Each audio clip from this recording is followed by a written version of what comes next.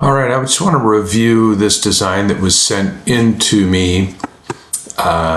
This customer is converting a bedroom into a closet. And so we got about a 10 by 10 room, and it looks like the customer wants an island in there.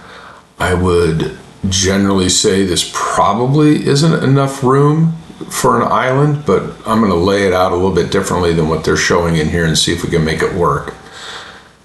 First thing I'm going to do is spin it around so that when you walk into the room, I'm assuming this is probably the main door into the room and this is a closet back in here. We want to go through and have the island be front and center. But we also want to make sure we're leaving enough room that when they walk in that they can get around in that space. One little trick is I'm going to fully open the door so that we'll be able to see kind of what that looks like and do we have enough room to move in there. One trick that we can use is in Draw Your Own Room, we have a measuring device where we can measure and estimate where that door is to this corner. And that's going to give us about 30 inches, maybe a little tight, but might work as well too. 32 inches, that's probably a minimum. But if we were to measure along this side, got 25 inches that way, and then if we come across here and with the doors open, we have 30 inches, that's going to be no problem. And then if we go to those units, those are 42 that direction. Here we're going to close, so really the close are going to extend out here. That's 21 inches is probably a tad tight. And then we have 42 inches here. So will this work? Maybe, but not necessarily the best option. We'll take a look at this in the view tab and see what we really have for space. When you see the room spinning like this, one of the first things I'm going to do is I'm just hit the reset, which then should get it to spin around here, which maybe be a little bit easier. By the looks of the room, the window is always a killer in closets, but what we might be able to do is to take these and go side by side in this space and give them a couple of drawer sections over there, which might work out the same as an island. We'll kind of see what we have in the space and the way this all is going to play out. But at first blush, I'm not a fan of having the hang bars up high and then have shelving down below, that when we go in and we prop things out, if I were to put a dress shirt in there,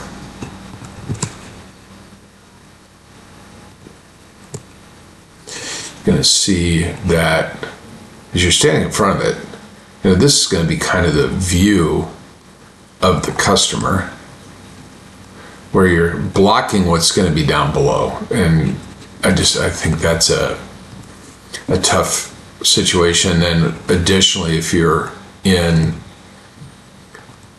especially with the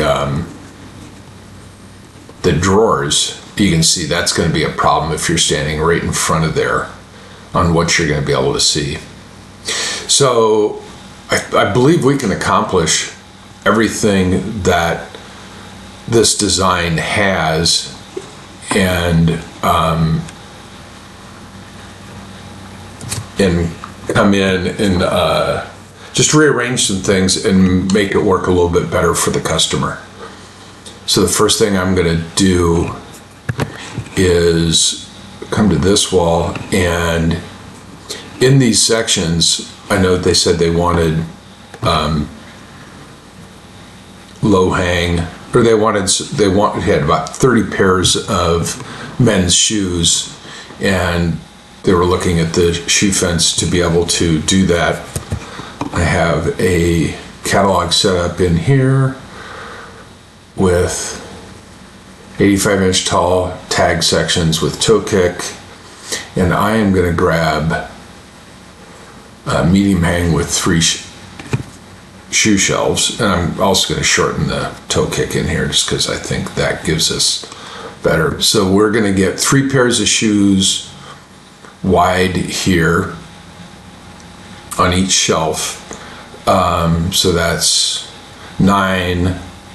We might be able to get one more shoe shelf up there, but 9 in each. So that's 27 pairs of shoes right there. And I can come back in where we had the shelving down below. I can grab and just put the shelving on this side of it. So now I believe we're probably in about the same capacities that we were on the other side. Come back. Gotta grab a corner toe kick here. And by the way, this one should be a corner toe kick, not a toe kick. And this is a left-hand orientation because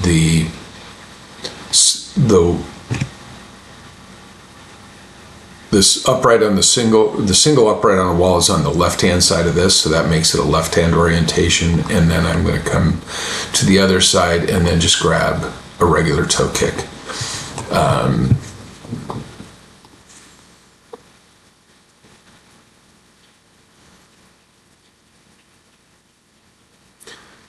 I think I used the wrong. Let's go back here to our low hang with forge. This, yeah, help if I use the correct section. So now we're getting 12. So I have 36 pairs of shoes going here. Perfect. They wanted to see 30 in those spaces. I have the folded clothes above the drawers so that when you are standing in front of here, that's going to work out really nicely.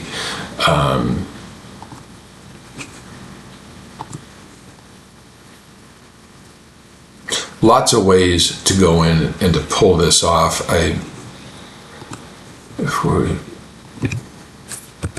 going to throw some props in here, just throw some dress shirts all the way across.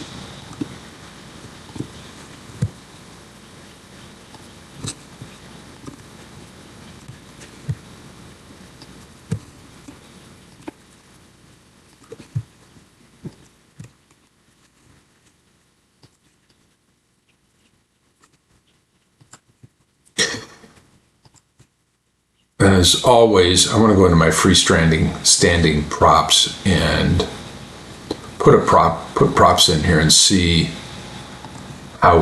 what we're doing for space.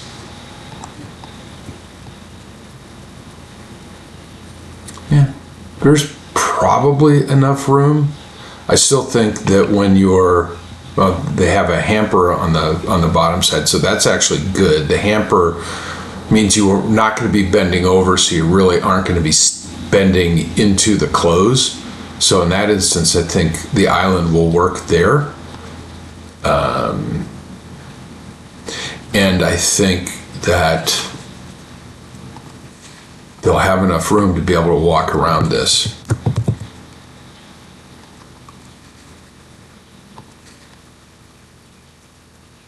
So we could probably just go ahead and keep that as it were.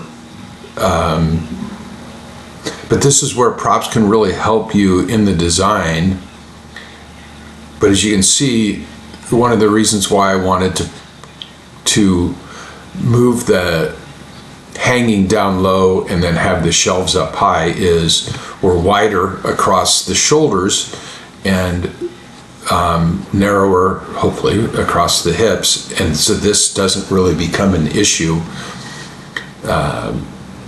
We've got about the same capacity as what we previously had, and I think things work pretty well in this situation. I like using the 4-inch toe kicks instead of the 5-inch toe kicks, assuming the baseboards are correct.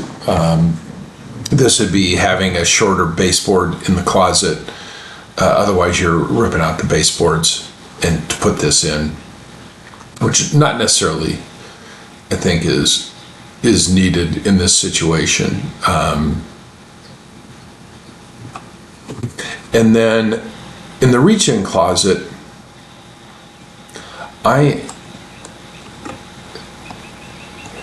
there's two things that you can do in this space. First off, I think that using the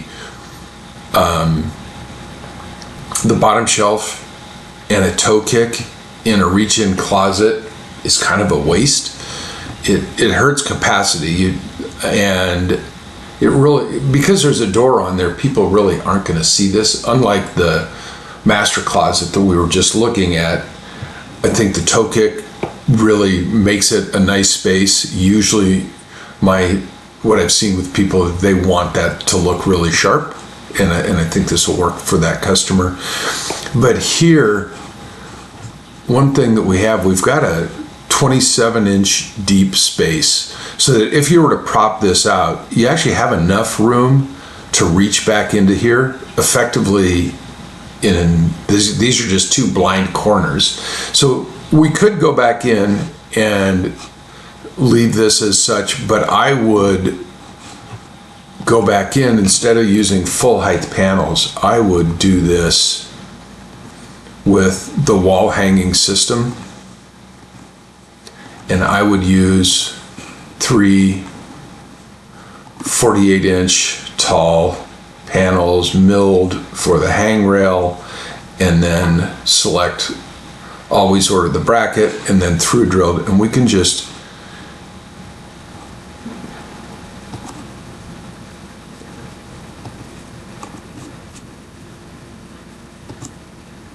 I'm going to move this 3/8 of an inch off the wall so that there won't have to be any cuts in this space, and I can come back to my towers, just grab the double hang, and I don't need the cleats. I should have deselected those.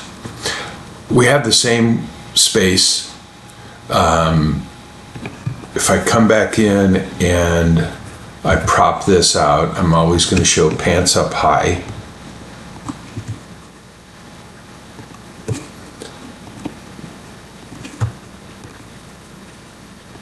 And then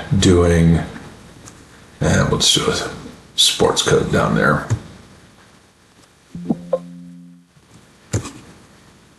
And then dress shirts, 30. And so at the very least, you could do this where you're just along the back wall and using the panels. You can see it will probably still have access to get the clothes in and out of there. And at 14 inches, literally, this is just a blind corner. This would be the same as the way I would design a blind corner in a walk-in closet. This can work. There is an alternative that you can use. I'm going to just clone the room. I'm not going to clone the products in the room, but we can go in and go back to the same balance panel, but we can change how we're going in, and I'm going to do the same thing. I'm moving them off 3/8 of an inch off at each wall. And I'm just using the arrow key to move those panels. Now if I go back to my towers with the double hang, this time I'm going to select no cleat and do it correctly. and go back to my props again.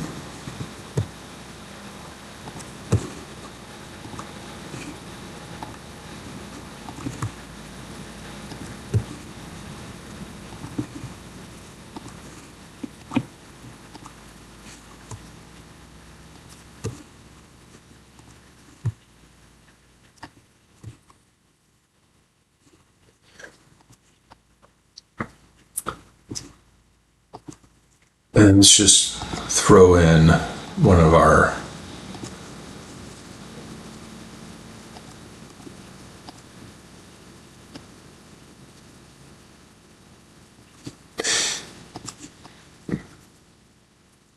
I've always liked this design when you have the deep returns in the closets. Probably a little tight in between the hanging, but from a visibility and a reach standpoint, you can step into the closet and get access to everything really easy. Maybe a tad tight, but this is just an alternative to show the customer what would be possible. I wonder.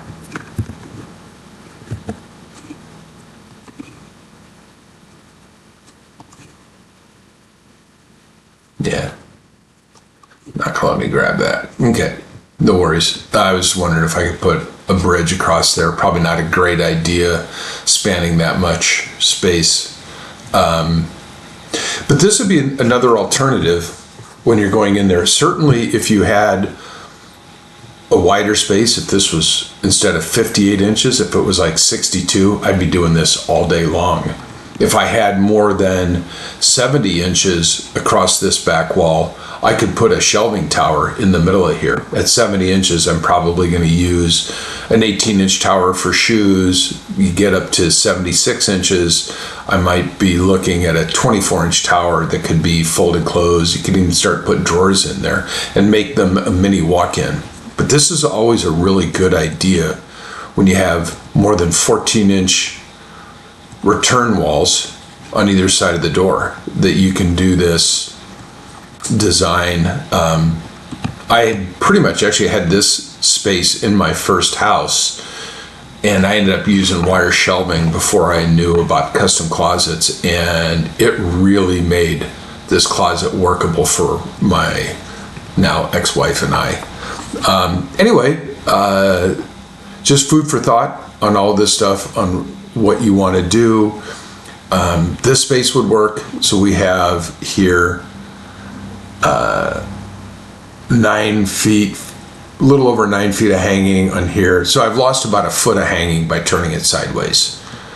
But what I think I've done is really increase accessibility to it. So you might have more usable space.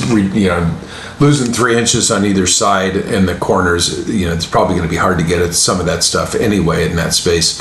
And I've made everything here in this design accessible. So hopefully this gives you some good information.